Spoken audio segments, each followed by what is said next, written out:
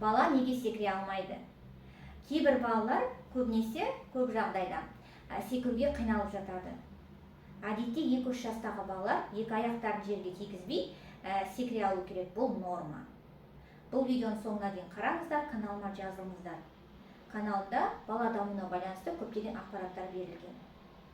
Енді баланың секіруіне кедергі жасайтын, секіруін тежейтін бірнеше факторлар бар.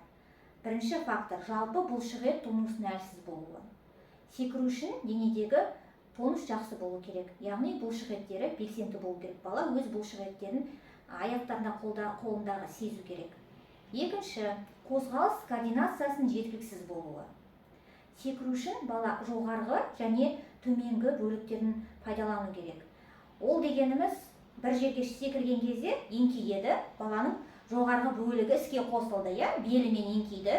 Және бір қатты бір ұзақ жерге секіргісі келіп тұрған кезде еңкейіп және аяғын сәл артқа қарай шегіндіреді. Бұл дегеніміз төменгі бөлігін іске қосты деген сөз. Егер бала миында жаңағы секіруге, жүгіруге деген схема болмаса, сондай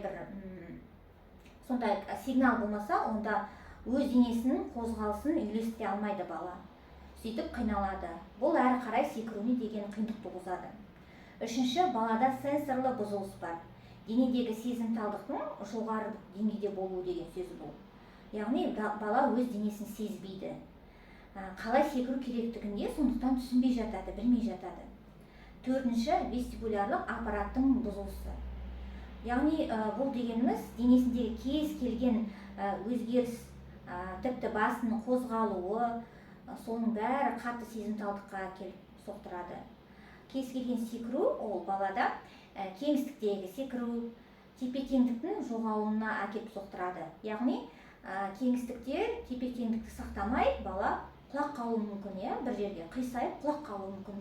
Өйткені ол түсініп тұрған жоқ. Солай өзіне секірем дейді қарсылық туындап алады. Өзіне секірем деген ынта болмайды, керісінше секіруге деген қарсылық